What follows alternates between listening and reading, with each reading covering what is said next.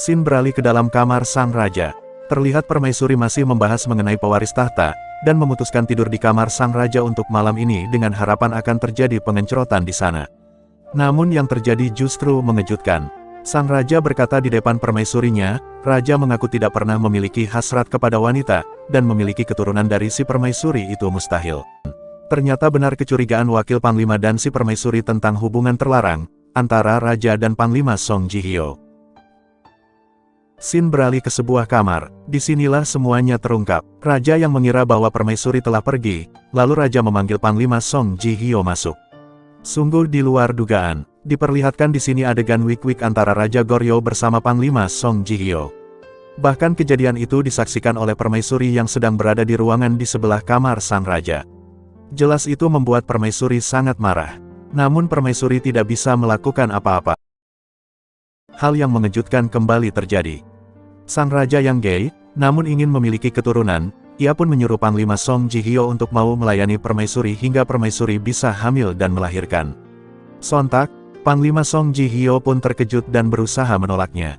Namun apa daya, karena itu perintah langsung sang raja, dan agar tahta raja tidak sampai diberikan pada Lord Kyungwon, akhirnya si panglima pun menyetujui keinginan sang raja. Lalu raja pun memberitahu pada permaisurinya.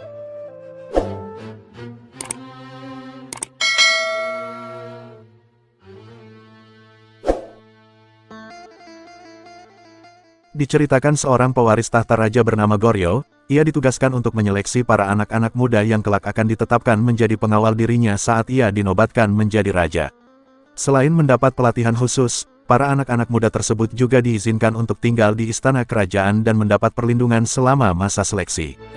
Diperlihatkan, Song Ji-hyo, siswa yang tangguh dan gigih berlatih, membuat Pangeran Goryo tertarik padanya. Hingga pada akhirnya sang Pangeran Goryo pun mengangkat Song Ji-hyo sebagai adik angkatnya.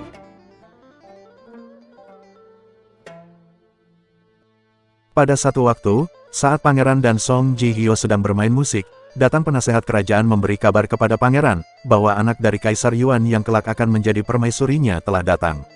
Namun sang Pangeran tidak tertarik dan ia tetap melanjutkan permainan musiknya bersama Song Ji-hyo. Singkat cerita, di sebuah hutan terlihat beberapa pasukan berkuda yang sedang mengejar pengkhianat kerajaan. Pengkhianat itu bernama Hang Baek. Dia adalah salah satu anggota pasukan khusus kerajaan yang dianggap berkhianat, karena telah berani membawa wanita ke dalam istana.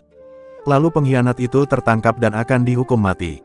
Pasukan tersebut dijuluki sebagai pasukan khusus Kun Ryongwee, yang dipimpin oleh Panglima Song Ji-hyo yang sudah dewasa, dan dikomandoi langsung oleh sang pangeran yang telah menjadi raja. Sin berpindah ke dalam istana kerajaan, terlihat Song Ji-hyo sedang menyisir rambut sang Raja Goryo. Song Ji-hyo meminta kepada raja agar si pengkhianat itu tidak dihukum mati, karena pengkhianat itu juga adalah anggota pasukan Kun Ryongwee. Namun sang raja menolak permintaannya, lalu Panglima Song Ji-hyo meminta, jika Hang Baek akan dihukum mati, maka raja juga harus menghukum mati dirinya. Karena kedekatannya dengan Song Ji-hyo yang sudah ia anggap sebagai saudaranya, akhirnya sang raja pun mengampuni si pengkhianat itu. Mendengar Hang Baek tidak akan dihukum mati, pasukan Kun Ryongwee pun merasa lega, namun tidak dengan wakil Panglima Sengki, ia tidak setuju dengan ini, karena seharusnya mereka menjunjung tinggi aturan kerajaan.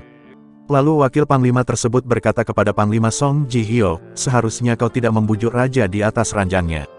Dirasa perkataan Zoin-sing itu menghina dirinya dan sang raja, maka Song Ji-hyo pun langsung menendangnya.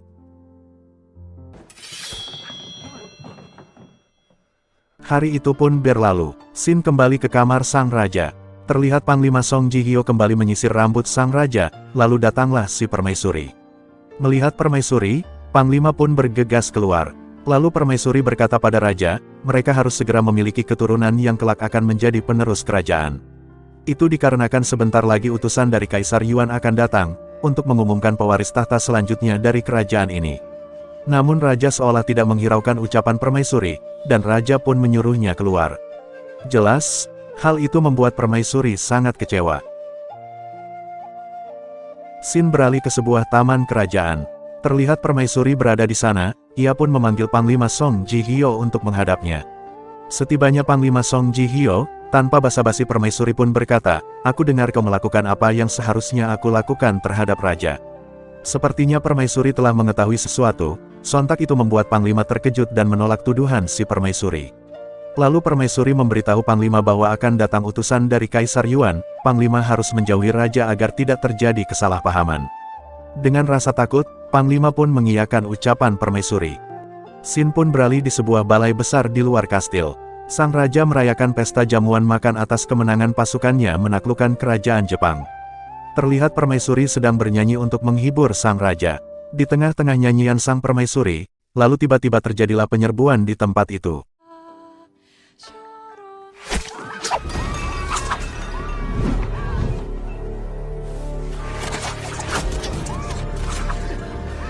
Kalahnya jumlah pasukan penjaga raja pada saat itu, membuat pasukan penyerbu itu berhasil melukai Panglima dan sang raja. Melihat raja yang sudah tumbang, seketika para penjahat itu pun pergi. Sin beralih ke dalam istana. Kesedihan yang mendalam atas terlukanya sang raja dirasakan oleh semua orang di dalam istana. Lalu petinggi kerajaan datang dan menyalahkan Panglima Song Ji-hyo karena ia tidak bisa melindungi sang raja. Namun, berbeda dengan sang raja yang justru mengkhawatirkan keadaan panglimanya. Hari pun berlalu. Setelah insiden penyerangan itu, pasukan khusus Kun Ryongwei berusaha menyelidikinya. Lalu terdengarlah desas-desus tentang para menteri yang membelot karena mereka mendapat bayaran dari Lord Kyungwon. Menyadari tidaklah mudah untuk bisa menaklukkan Lord Kyungwon karena Lord Kyungwon berada di bawah perlindungan langsung oleh pemerintahan Kaisar Yuan, Panglima Song Ji-hyo pun mencoba menyelidiki dimulai dari para menteri kerajaan terlebih dahulu. Sebelum Panglima menemukan bukti-bukti yang kuat, dan agar ini tidak membuat panik sang raja, Panglima Song Ji-hyo memerintahkan kepada bawahannya, untuk mengatakan pada raja kalau dalam dibalik penyerangan ini adalah pasukan Jepang yang masih tersisa. Lalu Sin pun beralih ke sebuah ruang istana kerajaan. Tibalah utusan dari Kaisar Yuan. Lalu dibacakan sebuah surat dari Kaisar Yuan kepada Raja Goryeo dan kepada petinggi-petinggi kerajaan. Terungkap di sini kalau ternyata yang memberi wilayah kekuasaan pada Raja Goryeo itu adalah Kaisar Yuan melalui pernikahan putrinya, yaitu si permaisuri dengan Raja Goryeo. Dijelaskan juga jika Raja Goryeo tidak berhasil memiliki keturunan dari si permaisuri, maka tahta kerajaan Goryeo akan diberikan kepada Lord Kyungwon. Jadi di sini kita tahu, bahwa Lord Kyungwon menyuap petinggi-petinggi kerajaan Raja Goryeo untuk menggulingkan pemerintahan Raja Goryeo, supaya tahta Raja Goryeo menjadi milik Lord Kyungwon. Setelah utusan dari Kaisar Yuan pergi, Raja Goryeo pun berdiskusi dengan para petinggi-petinggi kerajaannya. Saat Raja Goryeo meminta pendapat para menteri kerajaan justru menginginkan jika kerajaan secepatnya dipimpin oleh Raja Kyungwon karena Raja Goryeo tak memiliki keturunan. Namun, sang permaisuri terlihat membela sang Raja Goryeo dan tidak setuju dengan ucapan para menteri. Raja yang merasa tidak ada yang bisa memberi solusi, rapat pun ditutup. Sin beralih ke dalam kamar sang raja. Terlihat permaisuri masih membahas mengenai pewaris tahta, dan memutuskan tidur di kamar sang raja untuk malam ini dengan harapan akan terjadi pengencerotan di sana. Namun yang terjadi justru mengejutkan. Sang raja berkata di depan permaisurinya, raja mengaku tidak pernah memiliki hasrat kepada wanita, dan memiliki keturunan dari si permaisuri itu mustahil. Lalu raja pun menyuruh permaisuri pulang ke Yuan. Ternyata benar kecurigaan wakil panglima dan si permaisuri tentang hubungan terlarang antara raja dan Panglima Song Ji-hyo. Sin beralih ke sebuah kamar. Disinilah semuanya terungkap. Raja yang mengira bahwa permaisuri telah pergi, lalu raja memanggil Panglima Song Ji-hyo masuk. Sungguh di luar dugaan. Diperlihatkan di sini adegan wik-wik antara Raja Goryeo bersama Panglima Song Ji-hyo. Bahkan kejadian itu disaksikan oleh permaisuri yang sedang berada di ruangan di sebelah kamar sang raja. Jelas itu membuat permaisuri sangat marah. Namun permaisuri tidak bisa melakukan apa-apa. Selesainya adegan wik-wik sang raja dengan panglimanya, hal yang mengejutkan kembali terjadi. Sang raja yang gay, namun ingin memiliki keturunan, ia pun menyuruh Panglima Song Ji-hyo untuk mau melayani permaisuri hingga permaisuri bisa hamil dan melahirkan. Sontak, Panglima Song Ji-hyo pun terkejut dan berusaha menolaknya. Namun apa daya, karena itu perintah langsung sang raja, dan agar tahta raja tidak sampai diberikan pada Lord Kyungwon, akhirnya si Panglima pun menyetujui keinginan sang raja. Sin pun beralih. Diadakanlah hari khusus di mana sang raja dan permaisuri akan berbulan madu. Setelah berbagai ritual-ritual kerajaan selesai dilakukan, sang raja diizinkan memasuki kamar permaisuri. Terlihat sang raja membuka busana si permaisuri dan sedikit mencium bibirnya. Seperti yang sudah disepakati oleh Panglima dan Permaisuri, lalu Raja pun keluar ruangan dan menyuruh Panglimanya masuk ke kamar Permaisuri untuk melakukan tugas yang telah disepakatinya. Diawali dari Panglima yang membuka selimut Permaisuri, lalu mencium leher Permaisuri. Terlihat Permaisuri menangis, karena masih tidak terima dengan kejadian ini. Hal itu jelas membuat Panglima Song Ji Hyo merasa takut, lalu perwik-wikan mereka pun dihentikan.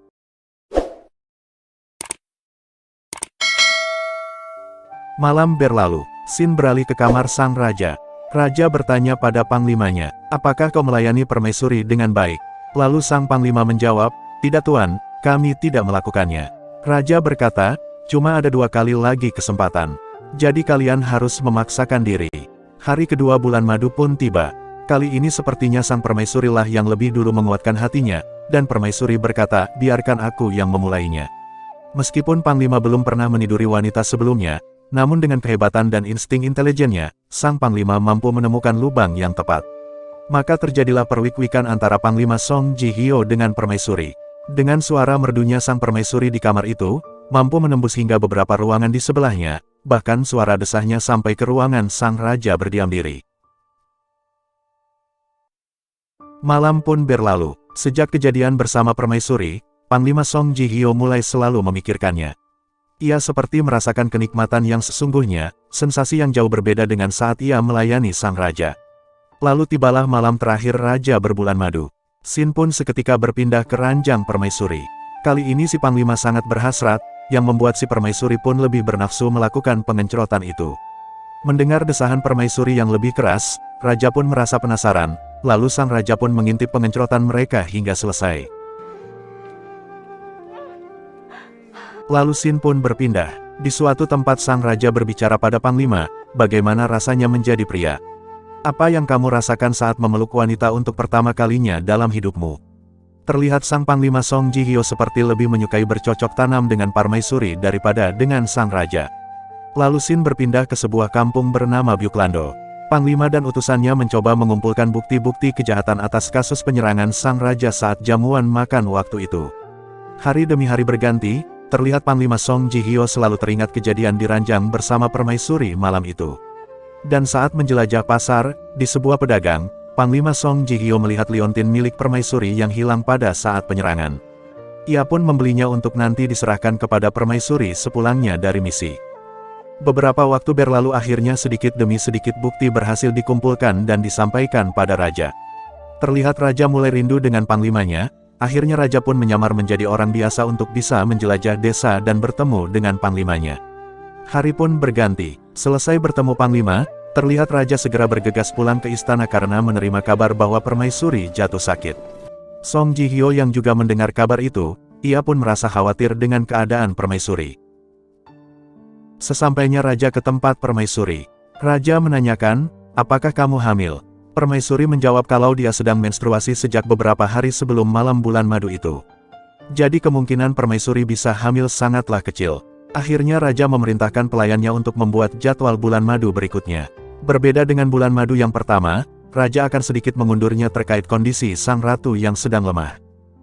Lalu Sin berpindah. Di sebuah ruangan, terlihat Panglima Song Ji Hyo telah sampai ke tempat sang Permaisuri karena ia mencemaskan kondisi sang Permaisuri. Disitulah Panglima juga memberikan liontin yang ia temukan di pasar saat misi penyelidikan. Permaisuri merasa Panglima Song Ji Hyo sangat perhatian padanya. Terlihat sang Permaisuri pun mulai ada rasa cinta pada Panglima Song Ji Hyo. Lalu akhirnya Permaisuri membuat janji pertemuan dengan Panglima di sebuah perpustakaan saat jam tengah malam di malam pesta bulan madu. Sin pun berpindah. Istana kembali mengadakan pesta penyempurnaan janin pewaris tahta. Terlihat Permaisuri duduk di singgasananya bersama Raja Goryo.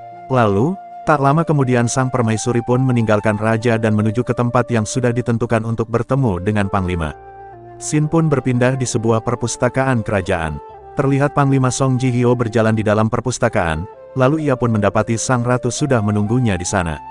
Sang Permaisuri memandangi wajah Panglima lalu memegang tangan Panglima seakan menunjukkan ketertarikannya.